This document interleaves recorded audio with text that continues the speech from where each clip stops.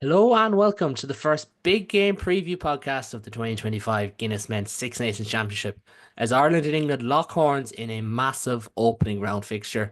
Join me tonight. I have three regulars to the podcast in the form of Adam Latham, Owen Harrison, and Ed Price. Gentlemen, you're all very welcome back onto the show. Ed, seeing as you're our distinguished guest, I suppose, I'll let you start things off. Excitement levels for the Six Nations. It feels very, very even at the moment. Yeah, I have to be honest, and thank you very much for letting me come back, Helen. It is exciting. It's the best time of the year, really, isn't it? I mean, we all enjoy our rugby week on, week in, week out, but the Six Nations just extra special. And you're right. I think it is far more even than it probably has been for a long time, with the exception of Wales, obviously.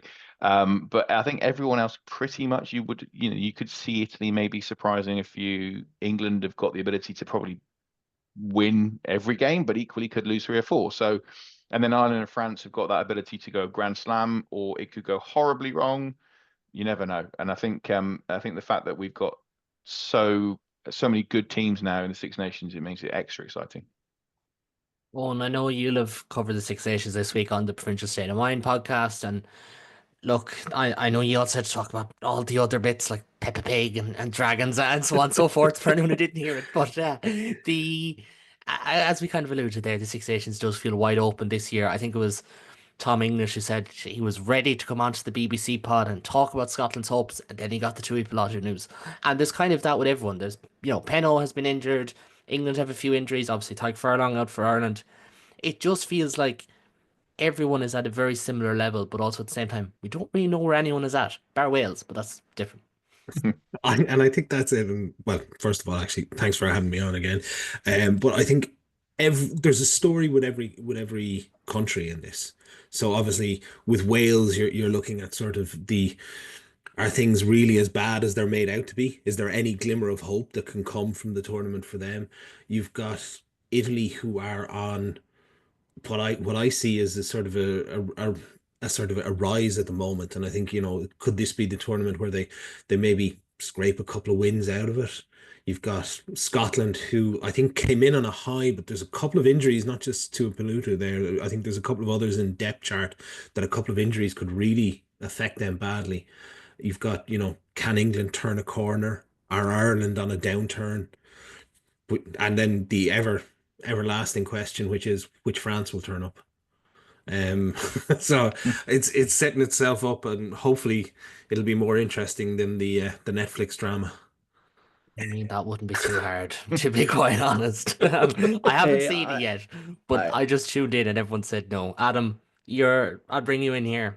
Where's your head at in general? uh, cheers for having me on again. And I actually thought that knowing about Andrew Porter's gym habits were actually quite fun in the first series.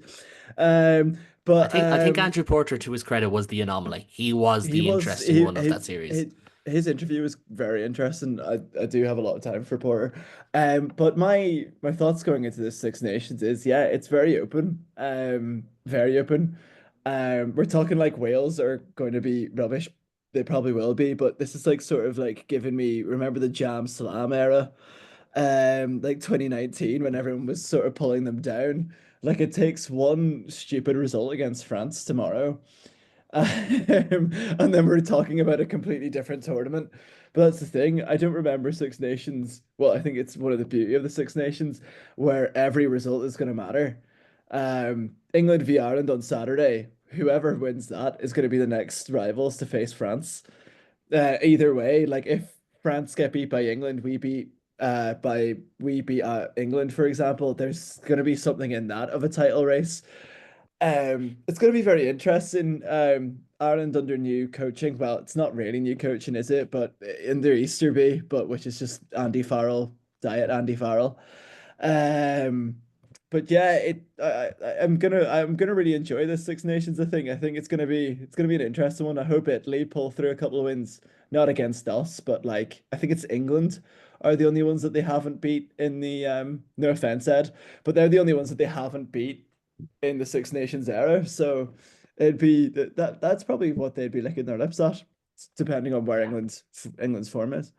Yeah, for sure. And if we have time at the end, we will definitely get into your own predictions for the tournament because, I spoke to as people who may have listened to the show, I spoke to Sam Lerner, Paul Ellison, and Gavin Casey at the weekend, and there was a sense of, oh, it could go, this way or that way, but there was generally a sense of Ireland, France top two. But be interested to get your thoughts on it at the end. But first, we do have to talk about the big showdown in the Aviva Stadium, Ireland against England. We will start with the Ireland 23, as we always do, which was named earlier today, and sees Joe McCarthy and Tyke Furlong ruled out through injury in the big blows, while Dan Sheehan, Jack Crowley, and Robbie Henshaw headline the bench, all of which you feel definitely could have started. The full 23 is as follows, starting at fullback Hugo Keenan, with Matt Hansen and James Lowe on the wings. It's Gary Ringrose and Bundy Aki at centre, and the Leinster halfback pairing of Jefferson Gibson Park and Sam Prendergast.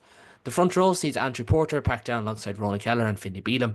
James Ryan and Tyke Byrne are the second row pairing once more, with Ryan Baird, Josh van der Fleer and captain Caelan Doris at number 8. And on the bench it is Dan Sheehan, Keane Healy, Tom Clarkson, Ian Henderson, Jack Conan, Conor Murray, Jack Crowley and Robbie Henshaw. Adam, I'll start with yourself. What catches your eye from this Irish 23? I, I, so I'm gonna be one of those Ireland fans and just say about how predictable that backline's getting now. I feel like it's so safe. And it's not that I'm gonna enjoy watching them. I just think it's so that we're playing the same type of backline, bar Prendergast, than we have the last 4 or 5 years, give and take injuries. Um, there's nothing wrong with it. If it isn't broke, don't fix it. But I'm just a bit, yeah. There's nothing really that catches my eye. That's a big like whoa. The bench has a lot of like power coming from it. Certainly Sheenan coming back helps us twofold. He's going to come back raring to go. I'm going to be interested to see how Clarkson does off the bench as well. As for Hendy, coming on, a bit of question marks over him being in the squad at all. I understand. I think it should have been Izuchukwu, to be honest, if you want that sort of second row to back row split that you need. But if we're 3 points down or 3 points up, you need a sensible head to come off the bench, and somebody like Henderson or Conan or Murray or Henshaw or even Crawley could come on and just sort of even it up a bit. Um, as for yeah, I just think I think it's a safe team that we went for. Ryan Baird as well starting is another one that also caught my eye. The fact that he's went from playing in AIL, URC, Champions Cup, now Six Nations. He's probably going to agree in the Lions tour. Is he going to be the first person to do the whole shebang? Who knows? We'll find out. I'm not going to comment. Yeah, I'm not going to comment on that one. one. Ed, you were on with us last year, and there was certainly a sense of, oh God, this Irish team is too strong, too powerful. Yeah. We know how that one went. But this year, considering the run Ireland had last year, and look, the raw numbers are that Ireland's probably their biggest 5 game stretch of 2024. They went two wins, 3 losses between England, Scotland, South Africa twice, and New Zealand. And there's probably not the same fear factor. But from your perspective, and I understand you probably don't get to watch as much URC as ourselves, what do you make of that Irish team?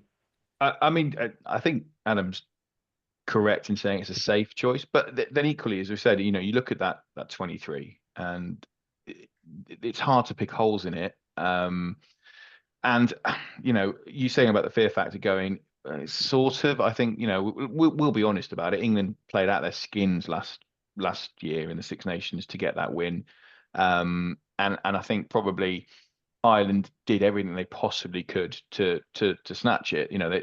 They would look like dead and buried, and then they came back towards the end, and then we thought we would have our hearts broken again. But the couple of things that did catch my eye, isn't it lucky that Mac Hansen's ban ended so conveniently? He says. That's Again, not going to make a comment on that one. no, true, but I mean, and also obviously the obvious one is Sam Prendergast. I don't necessarily know.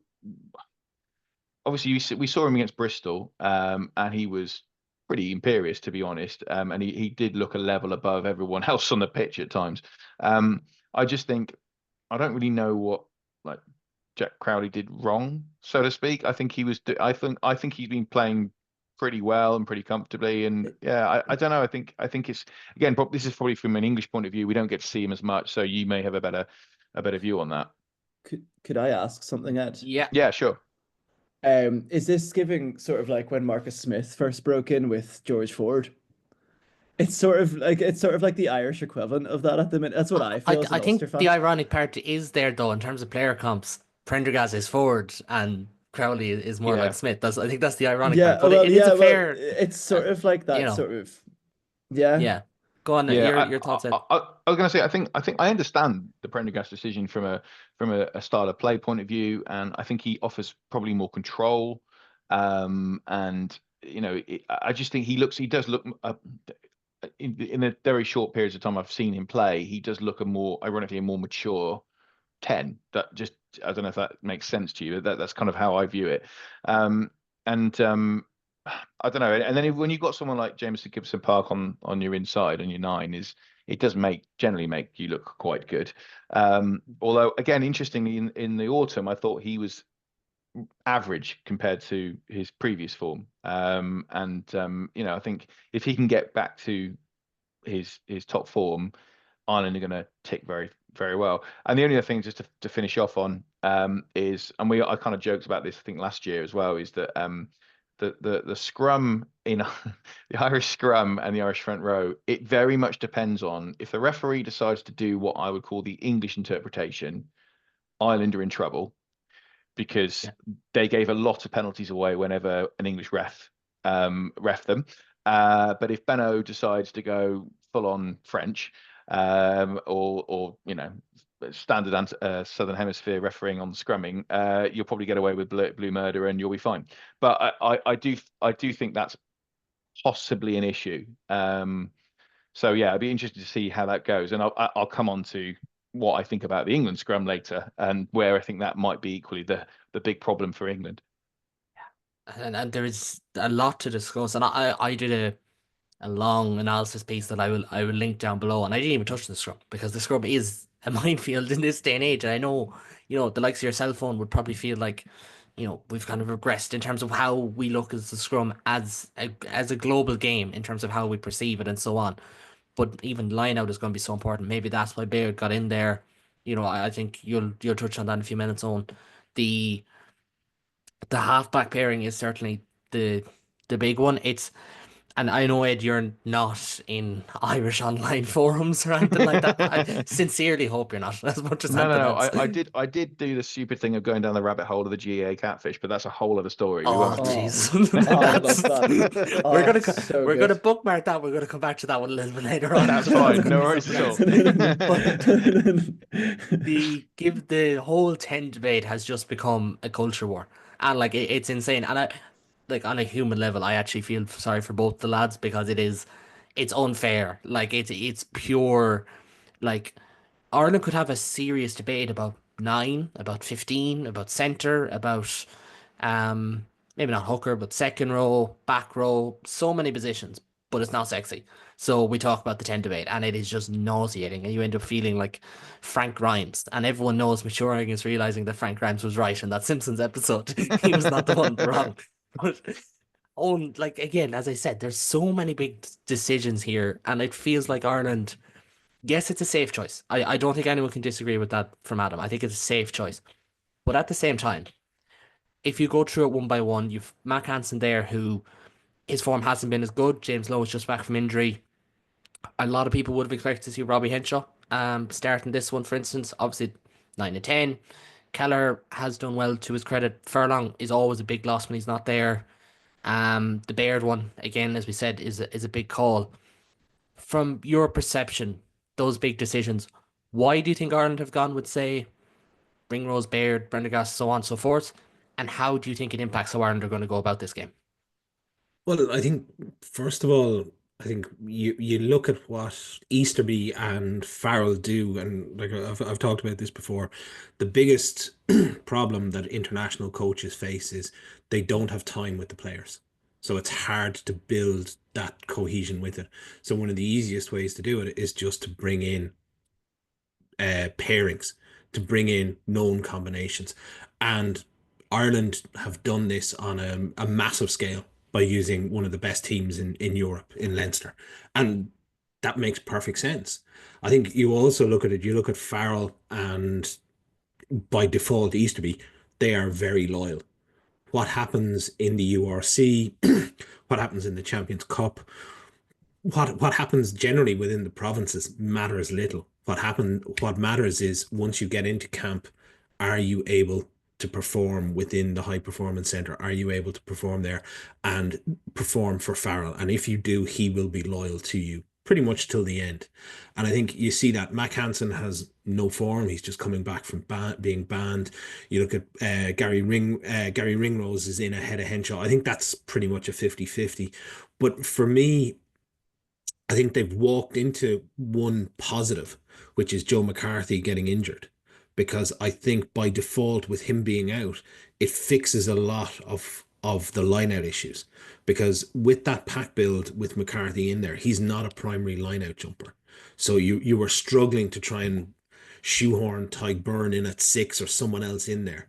Whereas now I think with this, you now have Ryan Byrne and Ryan Baird there. So you have 3 primary lineout jumpers that will really help in what they're doing. And then you have Henderson to come off the bench. So you're still going to keep, and you should be keeping 3 primary lineout jumpers in there. I think that's a big positive for Ireland going into this game. I do think Ryan Baird needs a massive game because what we've seen from him is he's an excellent out of touch in terms of the lineout. He can produce big moments in games. He's very athletic, can produce big moments, but it's producing consistently over the sort of 80 minutes or 60 minutes, whatever he'll play.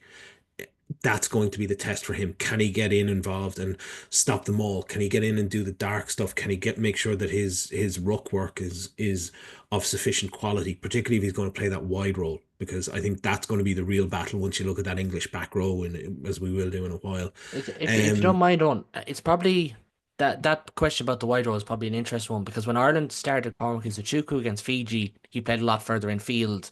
And once Dan Sheehan got injured, Ireland did seem to get even narrower because he was almost like the only one they trusted in that edge forward role. That's obviously not the case, but it almost felt that way. But do you think that's where Ireland will go back to? Do you think they will go back to having an edge forward in, say, Baird and then Conan off the bench?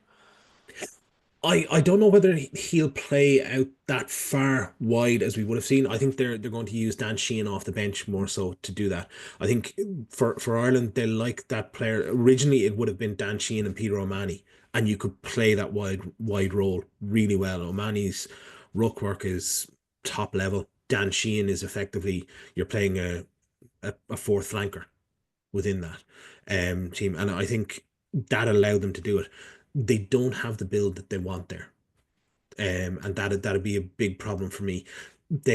Kelleher is going to play more in the center. You're going to try and use him as a heavy carrier, or certainly within the pod system in the middle. So it's going to be harder to get out wide. I think the selection of Ringrose lends itself more to being a defensive system rather than necessarily an offensive one. I think Henshaw would have been the more attacking option. And I think that goes back to what I talked about at the beginning there, where you have this sort of, you're using Leinster as your cohesion to sort of, as a quick, easy hack to get around the sort of the limited time that you have. And I think as Leinster have moved stylistically away from what they have been in the past.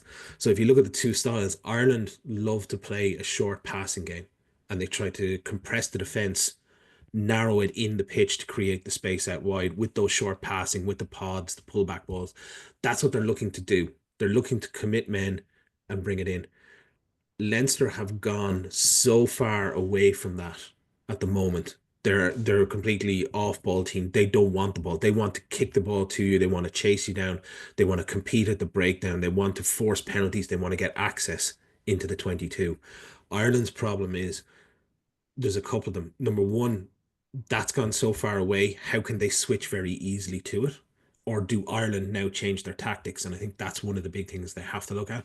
Secondly, Ireland's conversion rate, once they get into the 22, has been falling fairly significantly over the last while. You look at what they did in the World Cup year versus the Six Nations last year versus even the autumn series, it's continued to drop. So their efficiency once they get into the 22 is not as good. They don't have the big ball carriers. They don't have the power that they had. And the line out has played a bigger part in that they don't have the launch plays. Even when they get in there, they're struggling. And I think they need to get over that. I think Prendergast has been brought in because he fits that Leinster system in terms of, I call it, he sits behind the pod and he can do the stand and sling. It's really nice when it works that way. And he has a massive boot when he's going down the line. So they want to win penalties, they want to kick down the line, and they want to gain territory. And that brings where they need to be. I think Ireland are going to go a little bit more towards the Leinster style for this. And it's going to be interesting to see. I think this really could get to be a very ugly game. I think there's going to be lots of kicking, lots of box kicks, and things like that, and it's going to turn into a very much an aerial battle. I think the way I phrased it earlier on, and I do see it being a very kick heavy, kick dominant game, is we're not going to realize there's snow in the air until the ball comes out of the sky, because it's literally going to get to that stage. I think, and like the stat I found was England box kick more than any other team. We're going to talk about that probably a little bit later with that new kick variant. Freddie Stewart has that height advantage. Tommy Freeman has that height advantage, and maybe not the power advantage on James Lowe, but he has the height. He commands the air, and the kicking game is going to be absolutely huge. Before we move on, we will talk about England in a second, but if you do like what you see here, please do subscribe as always. If you like, and leave a review, it makes all the difference, especially this time of year where there's just a huge appetite for all things rugby, as you can imagine. And this podcast will cover all 15 senior games as well as the 5 Ireland under 20 games. And then the Women's Six Nations, of course, which kicks off next month. But, or no, say it's the end of January. 2 months' time, I suppose, technically. But we'll move on to the England team now, which was named back on Tuesday. Some say it was mind games, but Eamon Dunphy was right. And if you know what I mean, you know what I mean. Caden Murley wins his test debut on the wing while they've gone with a 6-2 bench split with Ollie Chesham, Chandler Cunningham South, Tom Willis, and Finn Smith all in reserve. The England side is as follows: a back three of Freddie Stewart, Tommy Freeman, and of course Caden Murley. Ollie Lawrence is at 13 with Henry Slade at 12. Alex Mitchell partners Marcus Smith at half back. It's Ellis Genge, Luke Cowan-Dickey, and Will Stewart in the front row. Maro Itoje, the New England captain, is in the second row alongside George Martin, with the twins Tom Curry and Ben Curry alongside Ben Earl in the back row. The reserves bench then is Theo Dan, Finn Baxter, Joe Hayes, Ollie Chesham, Chandler Cunningham South, Tom Willis, Harry Randall, and Finn Smith. Ed, you are our resident Englishman tonight. Do you want to take us through that team? And is there anything that we should know? Yeah, so I think we kind of mentioned already Freddie Stewart is back at 15. Realistically, there's a couple of reasons there. One, the big one, is that George Furbank's injured. And I think if George Furbank wasn't injured, he would be starting at 15. I also think that obviously the way that the kick chase and the kick variance has changed now means that someone like Freddie Stewart is now more valuable. The lack of pace isn't as important as being able to field a high ball under pressure, and he could certainly do that. Great to see Caden Murley in the side. I think he's been on form for a long time for Quins and has deserved his chance. Probably a few players that could maybe feel a bit aggrieved. I mean, Ollie Slytome has equally been as good, and actually in the autumn showed his ability to score tries. I think that probably was a bit of a toss-up, and I'm surprised he's not in the side. I know we've gone 6-2 split, which suggests a little bit more around the back row in a minute. Henry Slade, probably of the side, is probably the luckiest to be there. Exeter have been dreadful all season. Slade has been in and out of the side with injuries, hasn't really had any form. But the ability to kick off his left foot allows that flexibility in the back. He is, and has never really let England down. I just think it might be coming to the end of that era. Can I ask a question on that centre pairing just for a minute, Ed? Because I know a lot of people who listen would know him because he's hosted this show and contributed, but Hugh Griffin has just boiled it down sometimes. Like, it's 2 13s playing in midfield for England, and like Slade's ability with those wide passes, I think that's something that could trouble Ireland, especially, as Owen said, if Ireland go really defensive blitz focused. But Where else could England go at centre, do you think? It is difficult, and we are a little bit. We're a little bit light for immediate and obvious options at the moment. Now, I'm a Gloucester supporter, so I am ever so slightly biased here. But a player who's been doing really, really good things for over a year now is Seb Atkinson. Probably his big issue is that he hasn't got as much pace. And I think at the international level, you would probably get found out. But his distribution, his tackling, he's a really strong ball carrier. You kind of need that type of mold. And then I think the weird thing with Ollie Lawrence is, though, Ollie Lawrence is all of those things, but but the problem is that he's also it's difficult because I think the Slade and Lawrence it sort of worked, and I think they're just so terrified in protecting Marcus Smith a little bit that they kind of lean on Slade to make sure that they've got another option into with a boot and as a first receiver. That's kind of my impression. But you're right, that the biggest issue for England is we are at the moment a little bit light in the centres. I don't think there's many obvious options. Um, in terms of the Smith himself, Marcus Smith, again, I think his performances in the autumn and for Quinn's consistently as well, he's able to be a bit gritty or grittier now. Finn Smith is a very, very talented player, and I think probably his time will come. But Marcus just about edges it at the moment, I think, in terms of his ability. I mean, in the autumn, basically, when he was on the pitch, we looked great. As soon as we took him off or moved him to full back, we fell apart. So hopefully, Borthwick has realised that just keeping him at 10 and actually keeping the opposition defensive line guessing. That's the brilliance of Smith. Marcus Smith is, if you're a defensive line and you are blitzing, one, he's able to take a hit, and secondly, he's just that skillful that he can just go inside ball, and then you're in trouble. So I think it's just keeping on as long as possible. In the pack, obviously, I should say Alex Mitchell being fit is really crucial because he is our best 9 by a stretch. But in the pack, I do worry about Will Stewart. Again, kind of going on to my point earlier about Porter, really. For everything that you could happen with Porter and getting pinged off the pitch, Will Stewart equally could have exactly the same thing. And brilliantly, they're against each other, so that'll be fun. So I do worry a little bit about that. The back row, which is the big one, I think probably people are looking at it, is like, what does Tom Willis have to do to get into that side? And I would probably concur. They're obviously going to try and outrun Ireland. It's a very mobile back row. The daft thing is, though, that Tom Willis is just as mobile as the Currys, but he's probably a better carrier. So I don't know. It's a bit odd. I can see the logic. I just think Tom Willis would be in my team every week. His form has been superb.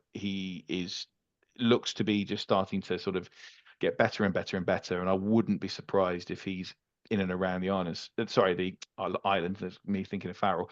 In terms of the Lions squad, genuinely, I think he's that good. And I think He's all action. Like, mm, I know it's probably the one thing that gets said about his brother, who made, like, what was it, 40 tackles in the European Cup yeah, final. But like, Tom Willis is all action. He is your 20 carries, 20 tackles a game kind of guy. And to Ben Earl's credit, when Ben Earl is going well in a pack that's going well, he will do that as well. But yeah, we've probably seen it too many times from Ben Earl that some games he looks world class. Other yeah, games, like in Thomond Park, which most listeners would have watched, he looks okay.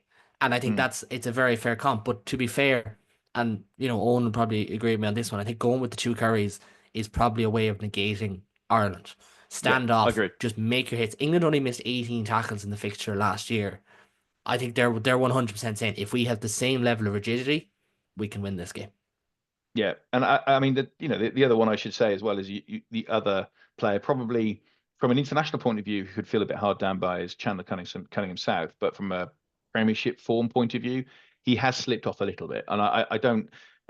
We're talking small margins, but his levels were so good last year, he came into that England side and looked all the world international player straight off. And I think probably he's been harmed by his club form rather than his international form.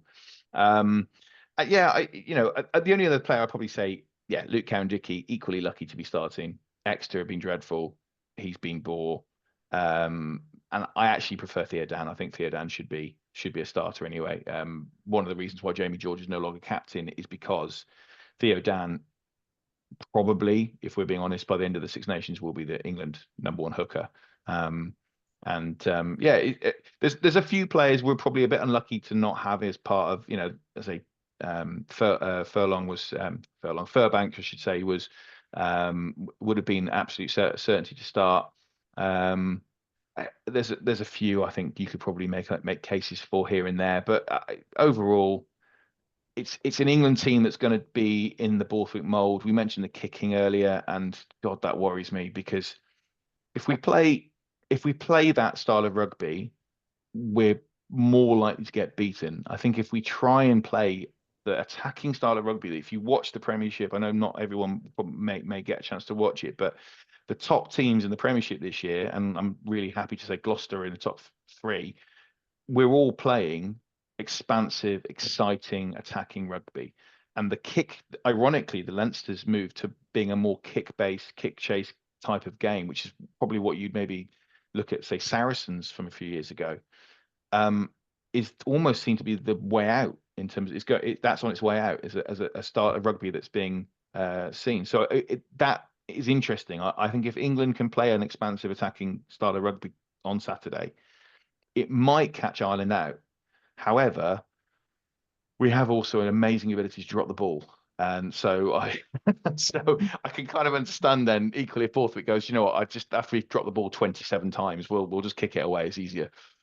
Yeah, I mean, Ireland were averaging something like 20 turnovers conceded in their 3 big games in the autumn, so not ones to give out about certain stats like that. As I read that England team, I think it is.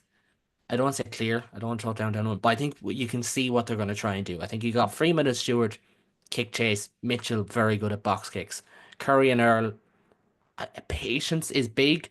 I think I know that Tom Curry and Ben Curry are first and second in the Premiership for, dominant tackles. I think Tom Curry leads in. Ben Curry is, second in like tackle success rate. They're going to hit everything that moves. They're going to be super important. But also that bench. Ollie Chesham, probably the most underrated player of last year's Six Nations. Cunningham South, big powerful guy. Tom Willis, we talked about. Even Finn Smith coming in there, a test rookie, yes, but as composed of a 10 as you will find anywhere for a guy of his experience. Probably more so than the 2 Irish lads. To give him his credit, like he's done it all. And Theo Dan, of course, as we mentioned as well. This is certainly an English team that can hurt Ireland. I think we'd be foolish to say otherwise. But where do you think is the big factor for you? For me, I think it's going to come down to number one, as we talked about the kick battle, but I think it's going to come down to the transition on it. And I see where England, particularly maybe later in the game, if they can move Marcus Smith to fullback or into that sort of back 3, and then they can put Finn Smith in a 10. I think once you've got the 3 starting back rows, you've got the mobility, and that mobility allows you to turn kicks back onto the opposition quickly.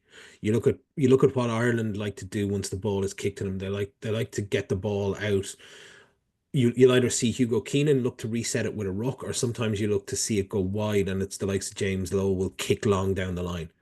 And when that ball goes down the line, it's whether England start to engage in kick tennis or whether they start to run it back.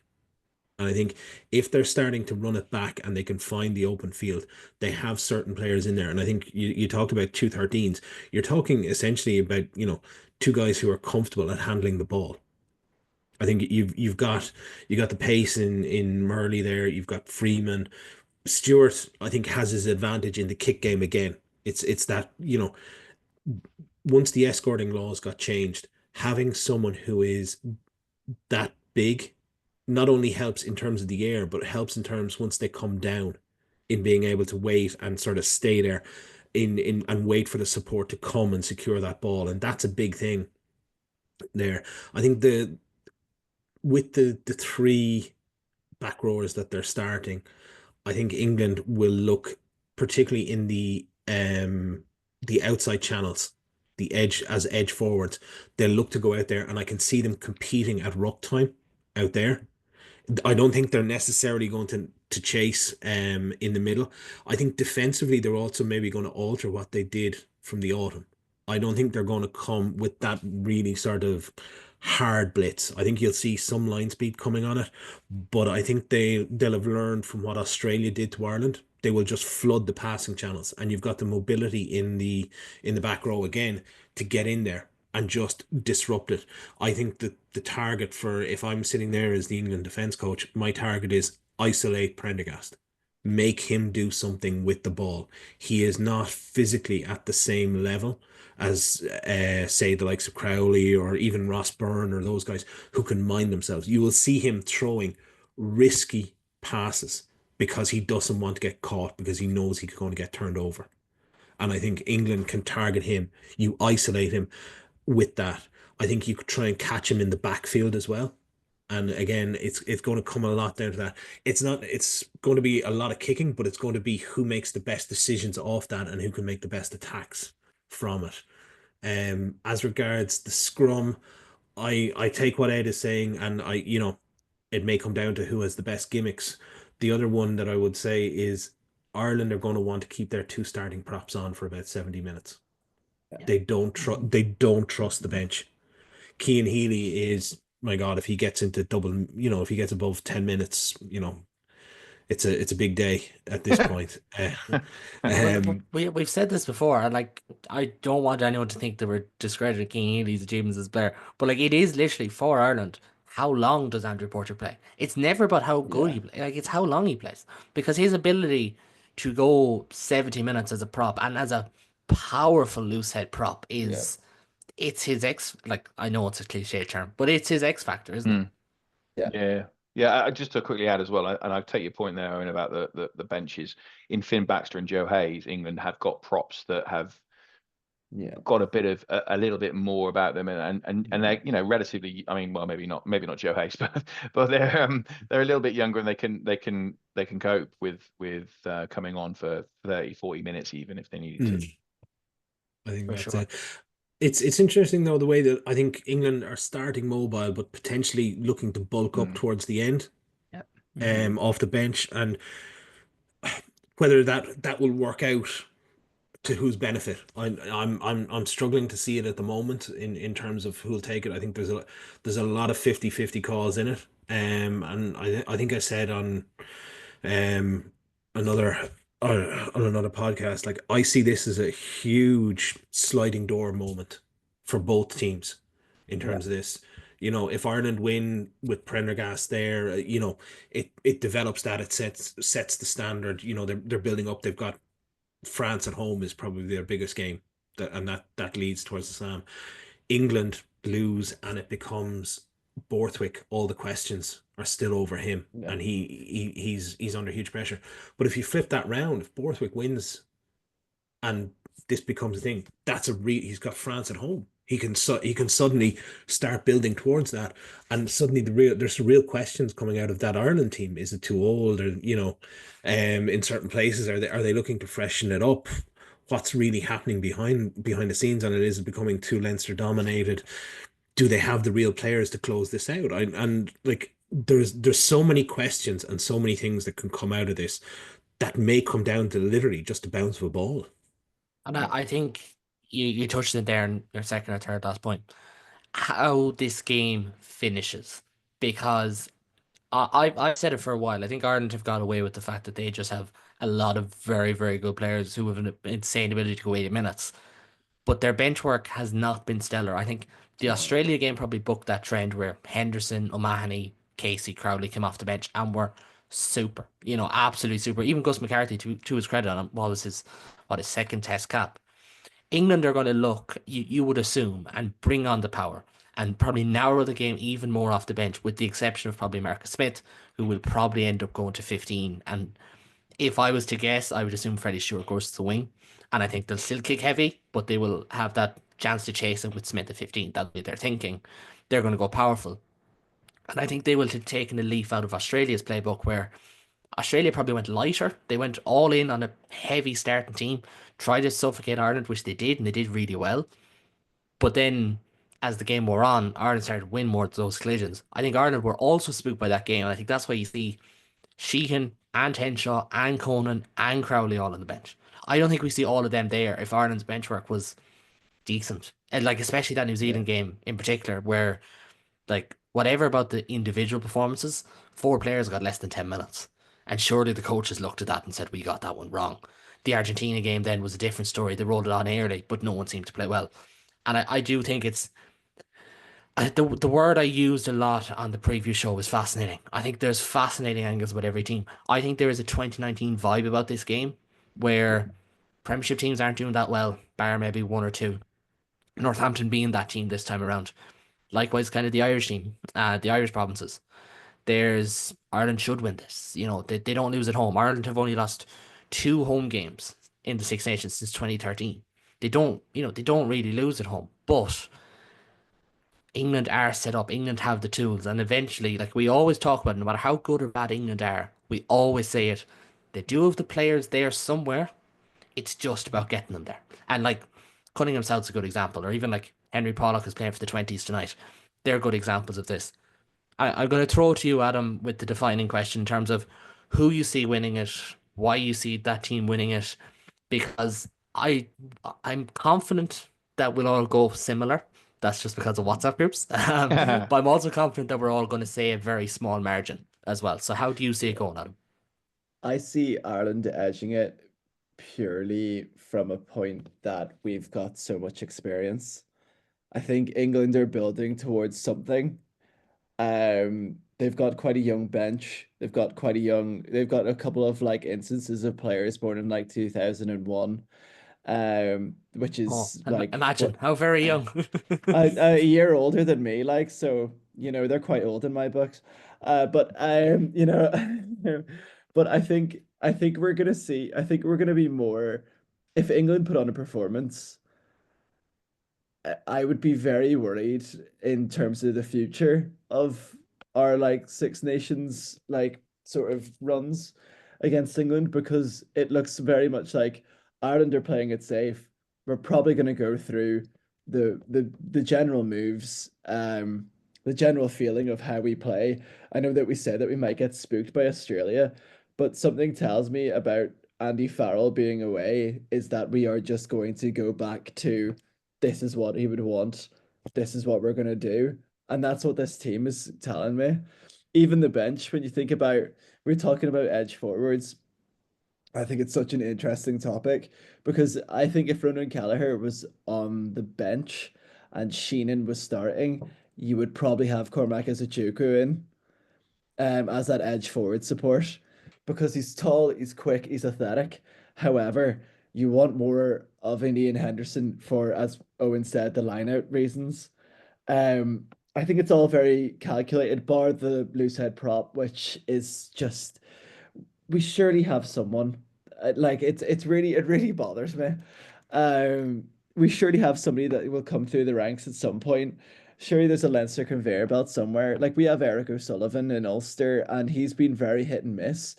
When he had his breakout season, it was like, oh yeah, this is the next guy, and then injuries happen. But it really bothers me the fact that, and this is no offense to Cian Healy, it really bothers me the fact that he's there. We could easily, well, this is my big Ulster head coming on, but if Andrew Porter goes down in the fifth minute, we're so gone. We are so gone. You're But allowed swear on this podcast just for oh the yeah, sake of argument, Adam. yeah, sorry. We're fucked. Essentially, what you have is like it was a couple of years ago when Kate Healy came on at hooker, and we were all like, "Oh yeah, class." Now if he comes on, we're like, "Oh mate, just hold Okay, the scrum." I'm gonna throw a little nugget in there that I may regret in a week's time, but it was Scotland. There's a bit of fucking at Spurs about that Yeah, one too. but I feel like when I see this Ireland team, I'm like, yeah, it's not like we're lacking ambition. We wouldn't be starting Prendergast if we're lacking ambition. But as Owen said, England can very easily with those Curry brothers and Earl target Prendergast. And then what do we do? Are we just going to start playing off Gibson Park like Leinster almost do? We're just going to be playing off nine, and then we bring on Murray, and it's just going to be box kick. It's going to be box kick heaven for somebody like Freddie Stewart.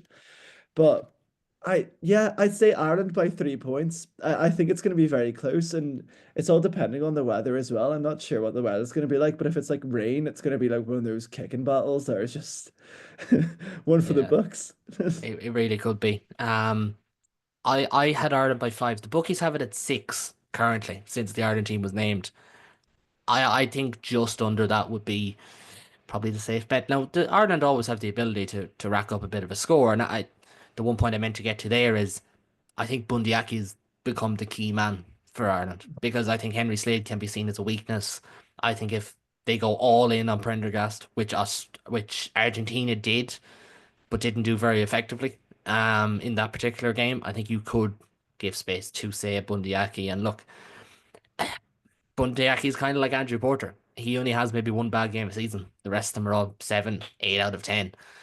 So that's the way I'd go. Ed, for yourself as an Englishman, I'm sure you'd love nothing more than to start February by beating Ireland in Dublin, the hubristic Ireland, the arrogant Ireland, no longer the underdogs. But how do you see it going?